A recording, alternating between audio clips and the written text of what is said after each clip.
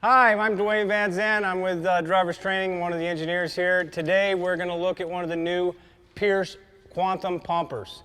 We're going to go through some things, just get you familiar with what's different and things that will make you more familiar with the truck. Okay, so this is the access panel, so you don't have to lift the cab of the truck just to get to the oil and transmission. This will show you the dipsticks. And also the fills. We will only fill engine oil though, but the dipstick is there for the training so you can check it out. Everything else we'll have to lift the cab for. Alright, so just a few of the specs of the truck. The height of it is 11 foot 3 inches. It weighs about 46,000 pounds. It's a little bit heavier than the Alps, but you wouldn't know it when you drove it. It's got a Cummins 450 horsepower Allison transmission. It does have the TAC 4 suspension, and it's got disc drum brakes with a Telma that you cannot turn off. The Telma's on all the time. Okay, so let's walk around the other side of the truck. Okay, so to lift the cab, you got this compartment door here on the captain's side of the truck right up front. You have to have the power and the ignition on for this to work.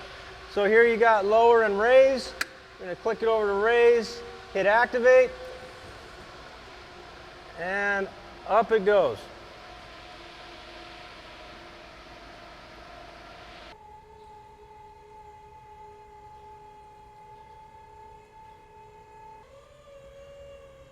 All right, so right there, that's the safety bar that locks into place.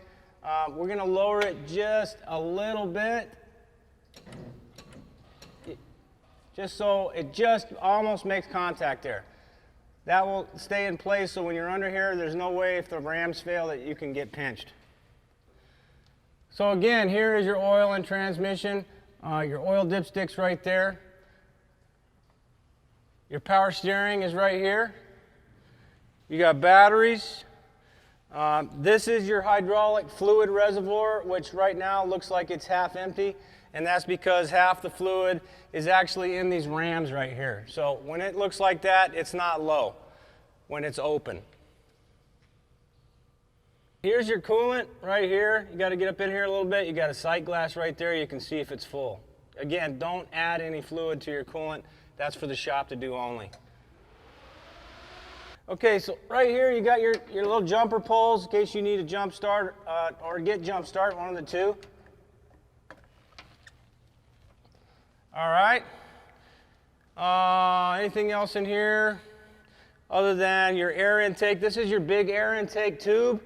Just remember that when you guys are driving in the monsoon floodwaters, that your air intake is right up here just above the bumper. So you don't want to drive in any water that's any higher than the bottom of the bumper, or you'll suck water right in there and kill your motor. So right here at the back of the end of the cab, you can look right in here. They got a cutaway, so you can look inside your pump and see if you got leaks or anything like that. You can get a pretty good look in there. All right, so now we're going to put the cab back down. So since I lowered it to get the bar close to the edge of the ram there, I'm going to raise it just a hair. Okay, I'm going to put it back to lower. Now we're going to use the lock release, which is going to move that out of the way, and then activate so that that is out of the way as you lower it. Once you get past that area, you can release the lock release and just continue to lower.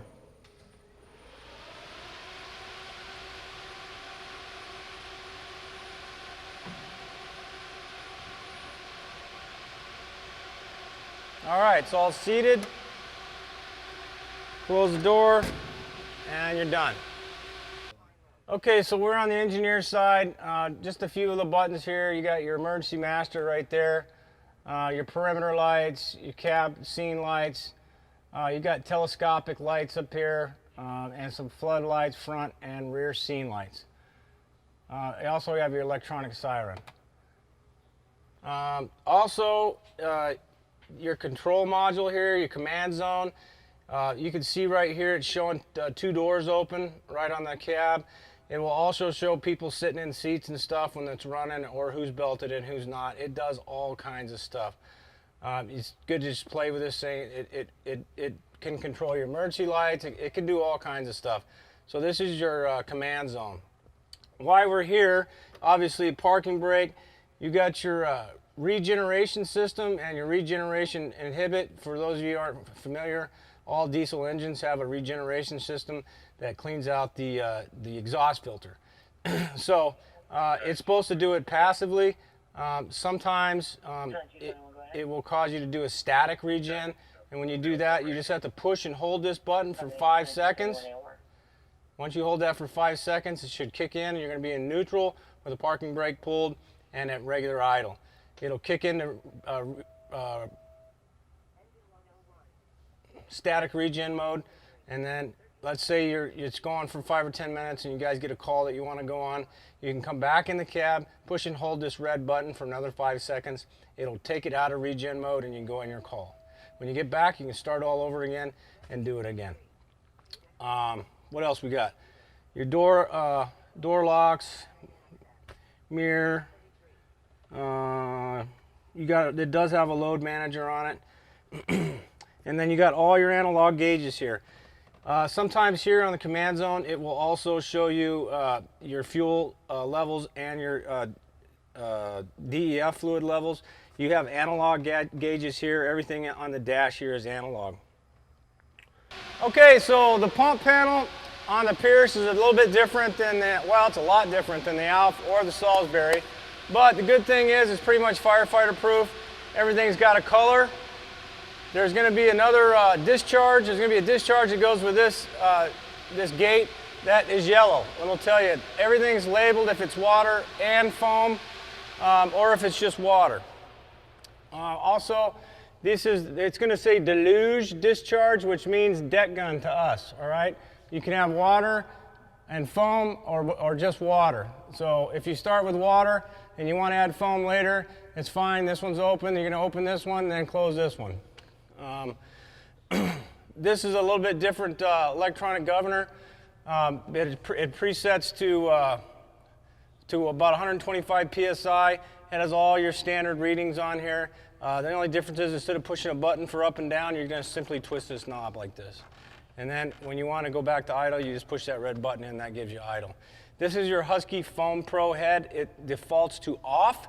So if you want foam, you simply push that red button, green light comes on, and now you got foam. You can flow through, you can scroll through all this stuff. Like right now, they got this set at 0.5%. You can change that. Just scroll through all this stuff. You can run an iPhone, you can run this thing. Priming pump's a little different. Simply push this button here. It's going to make that air noise. It uses air in the tanks of the brake system to use a Venturi effect to prime the pump when you're at draft. There's one for the front and then there's one for the side. What else can I tell you? Red line's up here, tank to pump. You have a digital water gauge and a sight glass. This is one of the controls that controls your deck gun. You also have an actual remote control. It's in this compartment here that you can walk away and away from the truck and see where it's going. This is I believe it's AA batteries. It runs this thing, so if it's dead, again, you have that for a backup, and there's another one up there on the deck gun itself. You should probably keep spare AA batteries in the truck. You got a fuse panel right here. This here is your hubcap wrench. So if somebody comes out to change the tires, make sure they know that you need one of these to actually take this little nut off so you can take this center cap off. Okay, the old ones you should just pull off. These, you got to have this wrench here. And that's stored right here on all these trucks. Most of the rest of the truck is pretty much set up like the trucks you're used to looking at. This does have a fuel and DEF tanks. So you got your diesel, you flip this down, and this is where your DEF goes. Don't put diesel in the DEF, and don't put DEF in the diesel. If you do, make a phone call, get it flushed out. Don't think it's going to go away because it won't. All right, so going around to the back of the truck, just open some stuff. This has the aluminum ladders on it. This is your rear view camera right here. Your hose clamp is actually in this compartment right here, and your HUMAT valve goes right there.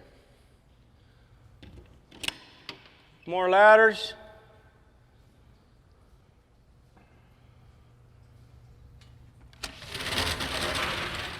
Nothing different right here. Another place to fill up your fuel, diesel fuel. These are for your air bottles.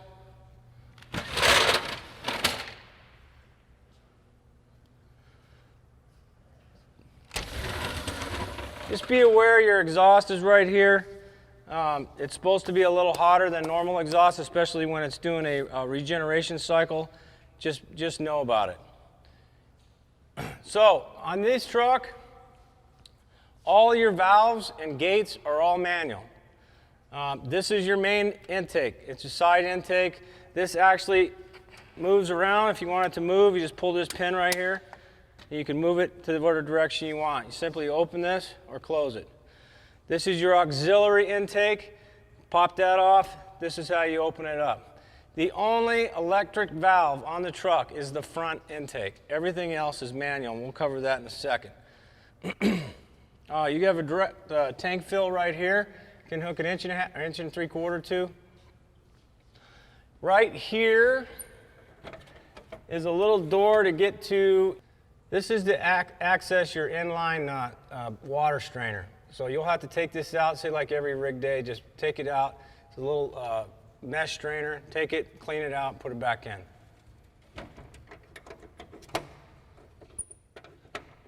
You got 3 cross lays here. Different companies are running different combinations. Some of them got 2 3/4 and a 2 inch. Some of them are running a 2.5 in the back one, and a 2 inch and a 2.5 off the back. Some of them running 2.5s off the back, and that's 2 inch. So it just depends on how you guys want to set it up.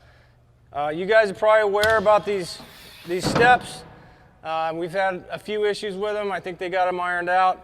But the only thing, you just have to make sure they're down when you open and make sure they go up when you close.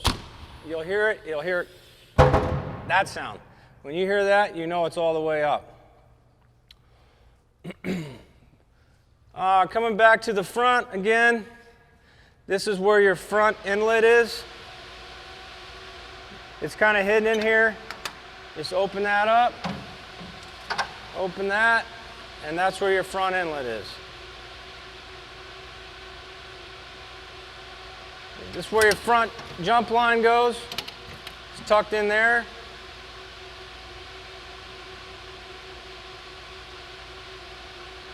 All right, now I'm going to show you where the electric button is to open up that front inlet valve.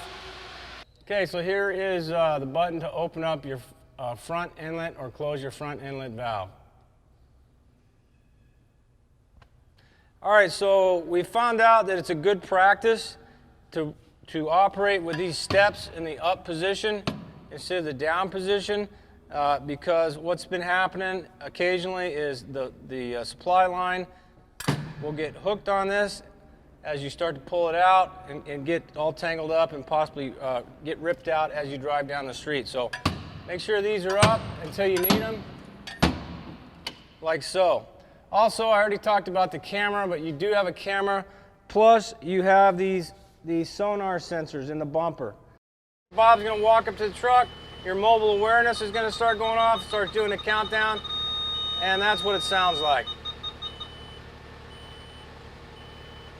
So between a spotter, this, and a camera, you should never back into anything. Okay, so one of the differences, the big difference in pumping is that this truck actually pumps and drives. So this is the procedure.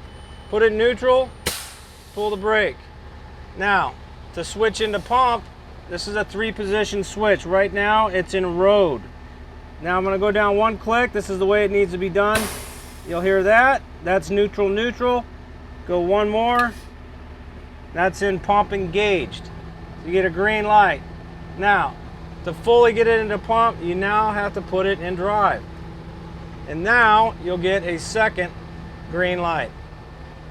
Now you're okay to pump. Now, another difference is this truck does not disengage the foot pedal. The foot pedal, as you can tell, still operates, and we'll say you're doing 20 miles an hour just at an idle. This is another way to tell that you're in pump, because your miles per hour will actually be showing on here that you're going 18 to 20 miles an hour when indeed you're just in pump. All right, so I just put it in pump. So right now it's not set to anything, so you just hit control mode, it defaults to pressure. You're gonna throttle up to what you want. You got your main pump discharge gauge right here. It shows you where you're at. When you're gonna lower it down, then you can hit the idle button and you're back down to idle. And that's it, it's pretty simple. Everything else reads out here. You got a menu, it scrolls through all your different temperature and your oil pressure and all that stuff. If you want to be in RPM mode, just hit it again, and now you're in RPM mode. You got your preset here, go back to pressure, set at 125.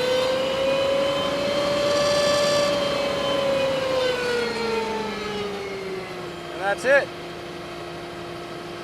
If you want your deck gun on, you turn this. By the way, this on flow button does not work. You cannot turn the flow of the gun on and off by pushing a button.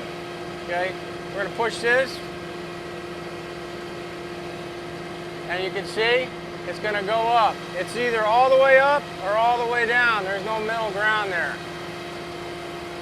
Once it goes all the way up, you just push the buttons here, and you control where you want it to go, what fog pattern you want, whether it's up or down. And there's two ways you can get it down. You can either push and hold this down, which you may want to do if you want to get out in a hurry, or you're going to push the park button. And when you push the park button, it actually does a whole dance up there, and it re-lubricates everything, spins it around, and everything stays lubricated so it works correctly. So when you have time, that's the way you want to put it down. Okay, so now I'm going to take it out of pump. Of course, put my foot on the brake. I'm going to put it neutral. Now we're back to one light. Same thing going up. You're in full pump. We're going to go to neutral, neutral. Then into road. You got no lights. Now we're in road. Make sure. And now if we want to go, you hit drive, and we can go forward.